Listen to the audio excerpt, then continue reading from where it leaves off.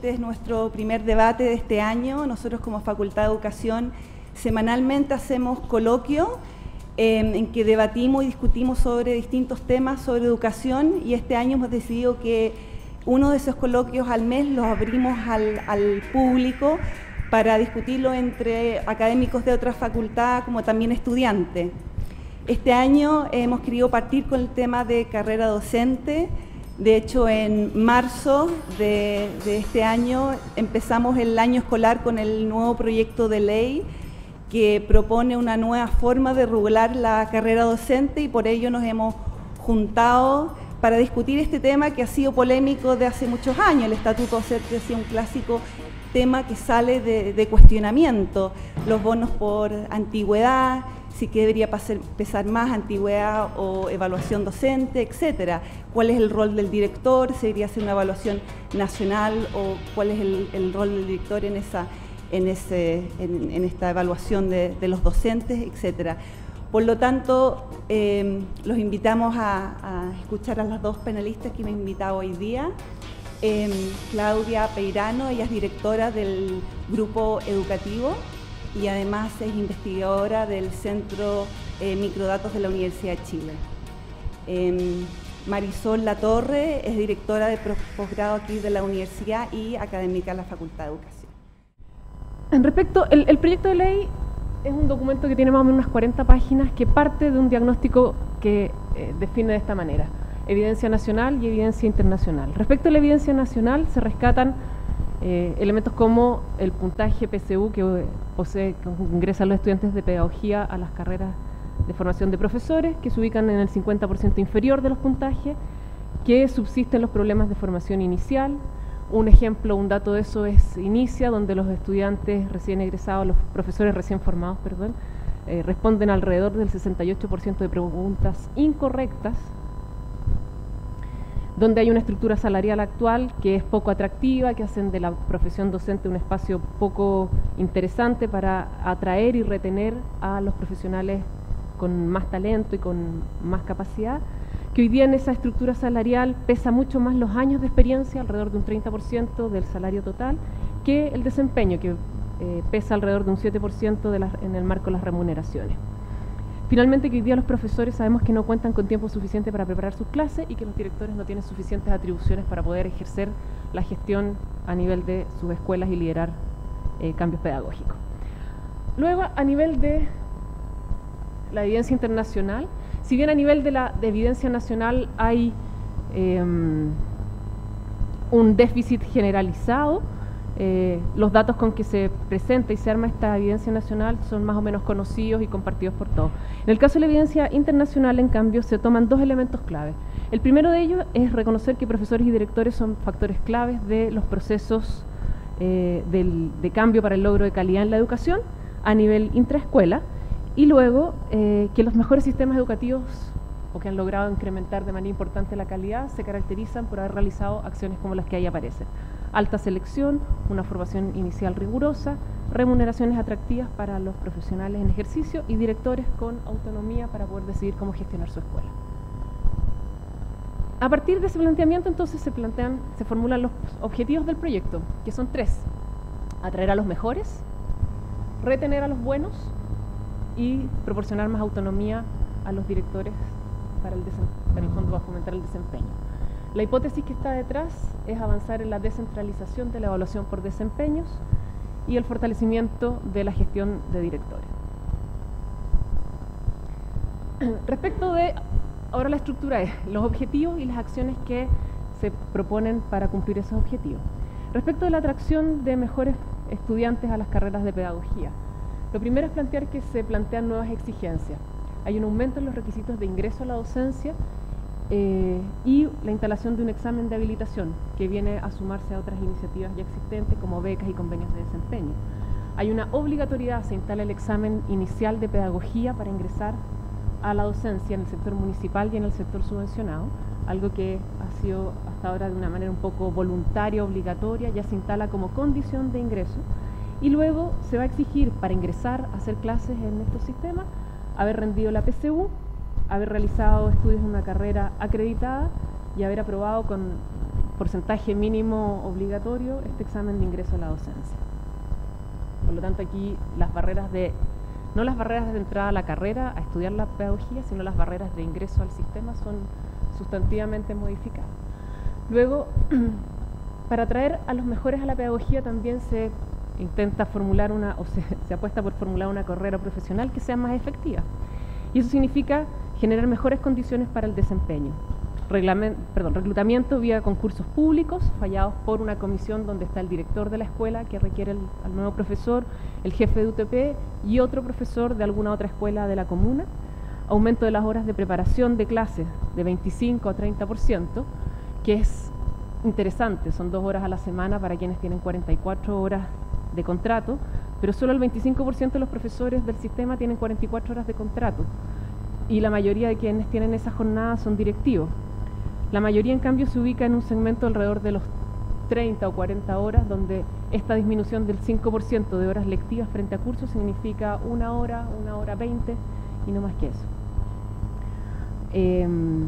A través de la certificación de ciertos conocimientos y habilidades, los mejores profesores van a poder acceder a responsabilidades pedagógicas al interior de la escuela, y eso significa coordinaciones de áreas, jefaturas de curso, etcétera, pero no a cargos de dirección de establecimiento. Y aumentan también los valores de los salarios desde el inicio de la carrera, se instalan en un tramo superior, y también las posibilidades de aumento de las remuneraciones de la carrera docente. Esto último sobre la base de la siguiente iniciativa, que es estructura de remuneraciones. ¿Ahí? ¿Sí? La gran iniciativa aquí es proponer mejores salarios, premiar el mérito, no solo los años de experiencia y de permanencia en una escuela. Estas nuevas remuneraciones van a venir asociadas a una evaluación doble.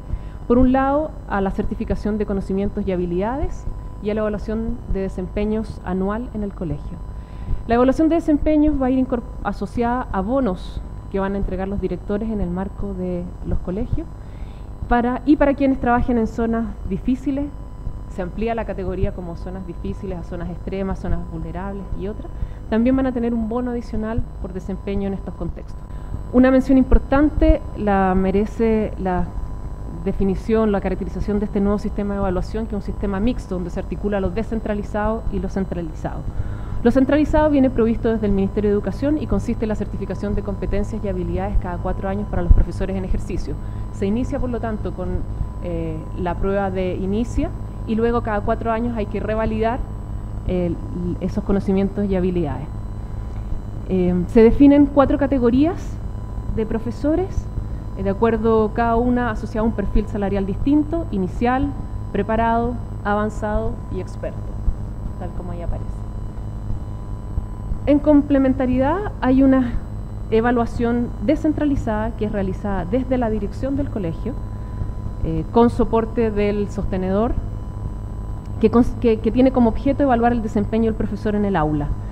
Cada año, en función de ese desempeño, se van a definir también ciertos tramos de desempeño, y se define un cierto margen de calificación de los profesores en cada uno de esos tramos. Por ejemplo, no se puede calificar más del 20% de los profesores en nivel experto, no se puede calificar más del 20 o 30% de los profesores en nivel avanzado. Eso es importante porque son solo esos 2 segmentos los que pueden obtener bonos de desempeño. El monto del bono lo fija el municipio, y eso también es importante porque vamos a ver más adelante que al haber municipios con distinta cantidad de recursos, el bono sin duda va a variar de un lugar a otro, de un sostenedor al otro. La manera de evaluar, la instrumentación de la evaluación va a ser provista por los sostenedores y va a ser implementada a través de los directores. Otro tema asociado al de la estructura salarial es el aumento de los mejores salarios de manera sustantiva. Y acá lo que quiero relevar es que, si bien se plantea que el salario actual que obtiene un profesor a los 10 años de permanencia dentro del sistema es de 850.000 pesos aproximadamente, y puede llegar a 1,5 millones, que es casi el doble, un poco menos del doble, el 70% adicional, ese cálculo está hecho sobre la base de un incremento del salario que no supera el 20%, más la consideración del bono por desempeño que representa o puede representar el 50% restante en el ejercicio que se muestra más el de zonas difíciles. Por lo tanto, lo que quiero decir es que no significa, la modificación de la estructura de desempeño no significa que automáticamente se vayan a subir los sueldos, sino que el delta no supera el 20% y los bonos por desempeño sí pueden incrementar de manera sustantiva los salarios, pero para eso hay que estar calificado en categoría de desempeño alto, entre los 20 o 30% del segmento superior, y además hacer clases en zona o en contexto vulnerable, en municipios o con sostenedores que sean capaces de pagar bonos interesantes por esa tarea. Finalmente, el propósito de lograr mayor autonomía para los directores significa generar mayores atribuciones para ellos, y eso pasa por la instalación de los mecanismos de evaluación del desempeño de sus profesores con consecuencias, con altas consecuencias. El desempeño de los profesores va a ser evaluado por los sostenedores a través de los directores y el equipo técnico de cada escuela, y aquellos de desempeño alto, si bien se les va a entregar bono, aquellos de mal desempeño van a poder ser desvinculados del establecimiento, lo que se viene a sumar a una iniciativa que ya venía provista de la ley anterior. En ese contexto, entonces, lo que viene a continuación son algunas ideas, algunos comentarios más críticos. Lo primero es que me parece interesante que el proyecto recoja un cierto análisis, una cierta reflexión social, profesional acumulada sobre temas sobre los que hay relativo consenso. Problemas en la formación inicial, necesidad de mejorar las condiciones del ejercicio y de fortalecer una carrera docente que hoy día no existe.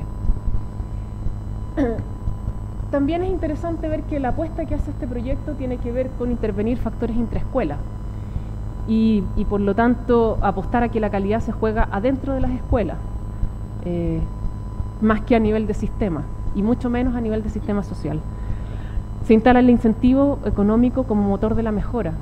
Pareciera que el tener un bono va a ser suficiente incentivo para cambiar y para hacer las cosas, y además de cambiar, para hacer las cosas mejor, de manera, y que eso va a tener efectos en los aprendizajes de mejor calidad de los estudiantes. Se incrementan filtros de ingreso a la docencia, lo que genera es una opción, pero que va a generar bastantes dificultades, que voy a relatar un poco después. Se apuesta por renovar el cuerpo docente.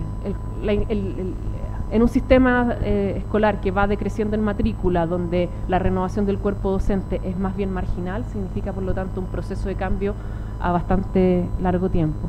Y por último, se fortalece la gestión administrativa dentro de la escuela, un poco a costa de hacer desaparecer lo que llamábamos gestión pedagógica dentro de la escuela.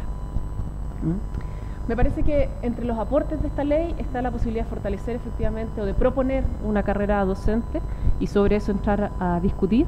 Mejorar los salarios, sin duda, una buena noticia para quienes se desempeñan en estos contextos, sobre todo en contextos más complejos. Y hacer del desempeño una preocupación donde se articula, se pongan en relación directores y profesores, creo que es bueno. Sin embargo, una de las restricciones que presenta este proyecto tienen que ver con los cómo se hacen o cómo se pretenden alcanzar estos objetivos.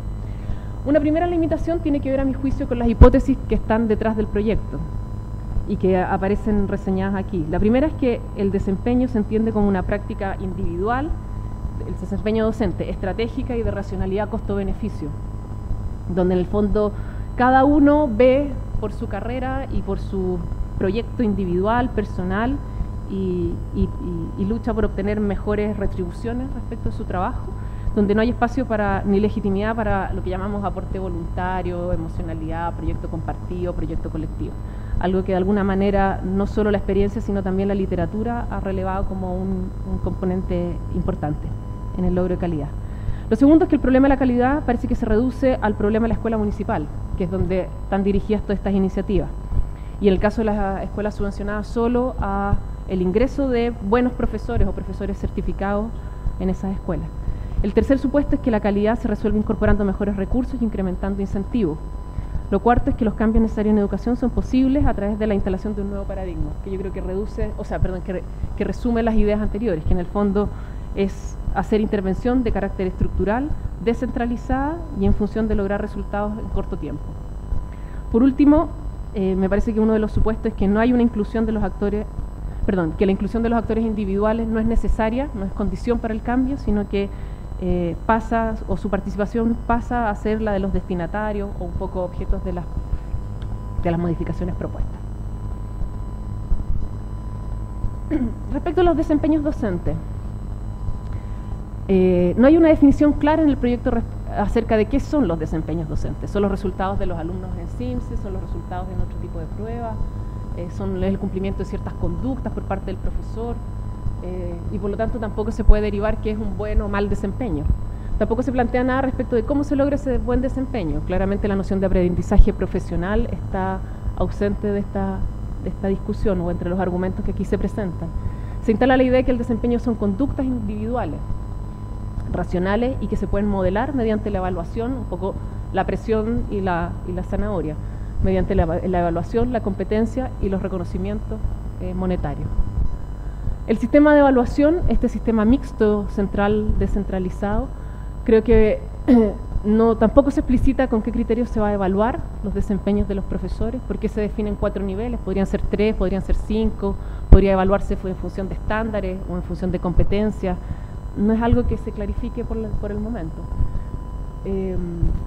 Se fortalece en esta lógica de que los sostenedores son quienes proveen la instrumentación y en el fondo los recursos para la evaluación docente. No se dice nada respecto de cómo asegurar condiciones mínimas para que la evaluación sea similar o homologable o comparable entre contextos distintos. Más bien eso es un silencio. Creo que se va a segmentar aún más, van a haber municipios con más recursos y por lo tanto con evaluaciones mejores, de mejor calidad, más exigentes, etcétera, que pagan mejores bonos y que seguramente se van a transformar en contextos más atractivos que los contextos pobres donde la evaluación es mala y la fuga de profesores no va a tener ningún aliciente, va a tener que darse en contextos más difíciles. Se supone además una distribución de la calidad de los desempeños que responde a una lógica de la curva normal. Si entre el 20 y el 30% solamente pueden ser calificados con desempeños destacados, significa que hay un 70% que no va a ser destacado, que va a ser entre mediocre y bajo, y por lo tanto me cuesta imaginar planteles de alta excelencia, por ejemplo. No hay espacio para eso. Hoy día tenemos escuelas que tienen menos de 200 estudiantes, donde las plantas docentes son muy pequeñas. Eso significa que hay que calificar en un buen desempeño a 1, 2, 1,5 profesores, sin contar a los directivos. Hay una desarticulación, me parece muy preocupante que creo que hay una desarticulación vertical entre lo que se va a hacer o se prevé hacer a nivel centralizado y a nivel descentralizado, entre las categorías, los criterios de evaluación del ministerio y de la escuela, pero también a nivel transversal entre sostenedores y escuelas de distintos contextos. Uno de los temas más complejos me parece que es el de los bonos. Creo que va a generar efectos negativos tanto a nivel del sistema como a nivel de escuela. Respecto del sistema ya un poco lo he dicho, pero también el efecto que va a tener sobre el clima organizacional de la escuela puede ser súper complejo, con montos a definir por los municipios que serán entregados desde los directores.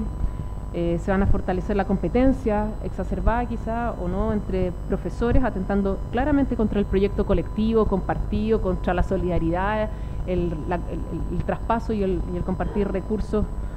O sea, todo lo que se ha trabajado por instalar espacios de reflexión colectiva, creo que esto va absolutamente en el sentido contrario.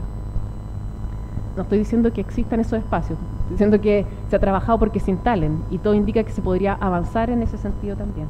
No se colabora en nada con avanzar con mayor equidad escolar entre distintos municipios y distintos contextos. La intervención del incentivo como herramienta de mejora es bastante marginal y se desatiende la idea o la dinámica de generar buenas escuelas, buenas experiencias de aprendizaje, y más bien es la intervención individual sobre sujetos individuales lo que prima. Respecto del examen de excelencia, no se especifica qué se va a evaluar. Uno podría creer que es lo mismo que inicia, pero dado que se va más adelante a certificar cada 4 años, es de imaginar que no va a ser la misma prueba pasada varias veces.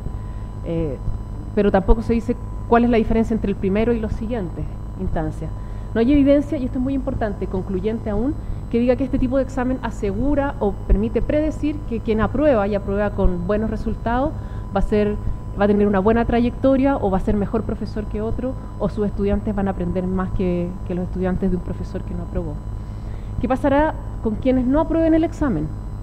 Y esto es clave porque en una lógica donde los filtros de ingreso a la carrera no se intervienen, la responsabilidad de alguien que reprueba una vez que salió de la universidad y antes que entre al campo del desempeño queda como en tierra de nadie. Es responsabilidad institucional, es responsabilidad de cada uno, quien paga ese costo.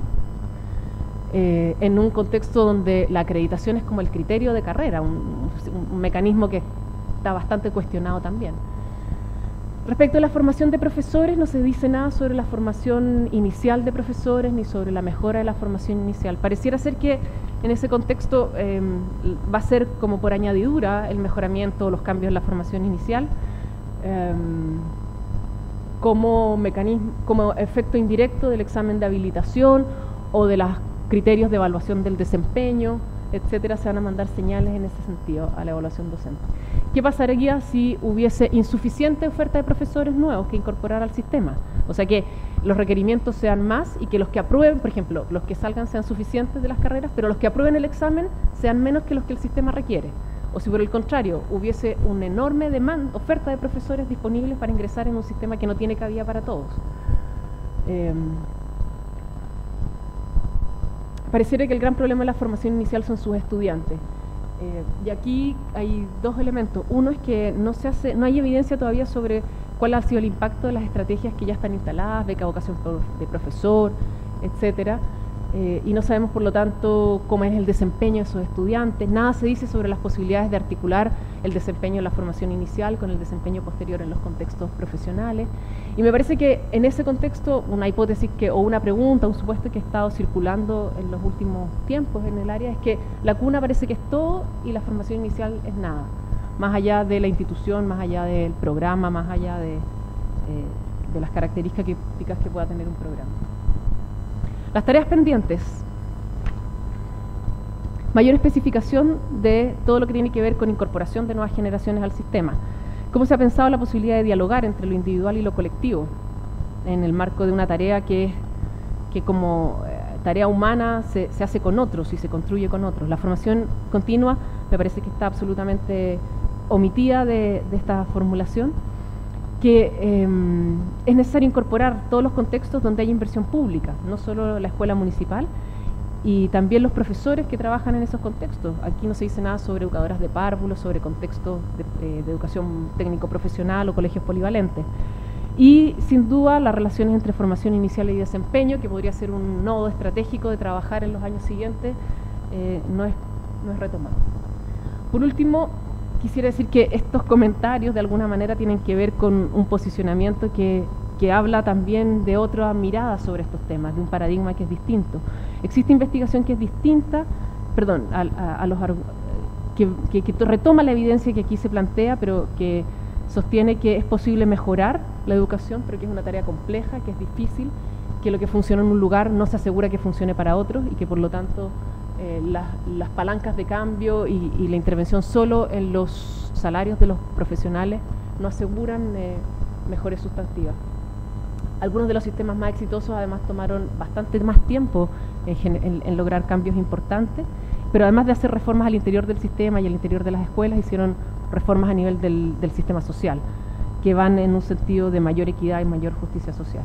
Existen otros paradigmas y otras tradiciones que hablan de que la profesión docente, la carrera docente se construye con otros, se construye sobre la base de trayectoria, donde hay que hacer dialogar el saber con el hacer en contextos específicos, donde la construcción colectiva, la institucionalidad tiene un peso mayor que el que aquí se da, donde conocimientos, saberes y experiencias de distinta naturaleza, toda la línea de la vertiente más francófona y del paradigma más interpretativo y crítico, hablan de un know-how y de un saber hacer que se va construyendo por sedimentación y de manera progresiva, no que se adquiere mediante un input externo. y que es muy importante y es necesario construir sentidos compartidos y colectivos. Bien sabemos que los mejores programas de formación son aquellos que tienen proyectos compartidos, conocidos e instalados de manera complementaria por todos quienes participan en ella. Creo que en ese mismo sentido es reconocer que la docencia es una actividad humana y que como tal involucra a las personas de manera integral, no solo las conductas que tienen, sino también sus emociones, sus sentidos, sus pensamientos, sus creencias, sus imágenes. Y que desde esta perspectiva el cambio no deviene solo y exclusivamente porque mejora las condiciones externas del desempeño, sino porque hay un proceso de investigación-acción, de reflexión profesional, que parte por detectar que hay un problema, que ese problema es importante para una comunidad, que hay que disponer necesariamente de recursos para poder intervenir y tomar decisión respecto de qué elementos intencionar, mediados por una reflexión profesional de calidad, que no es conversar sobre lo que nos pasa e intercambiar nuestras opiniones sobre aquello que nos preocupa, sino tomar decisión en una lógica profesional y luego intervenir de manera, o en paralelo, porque esto son dos procesos tan dicotómicos como la literatura más clásica lo plantea, sino que son procesos que van en simultáneo. Si pensamos que son los actores del interior de la escuela con otros afuera de la escuela quienes trabajan sobre temas de interés compartido, entonces hay un conjunto de recursos humanos, cognitivos, de capacidades, de habilidades disponibles para poder intervenir de manera pertinente, efectiva, pero también sustentable en el tiempo.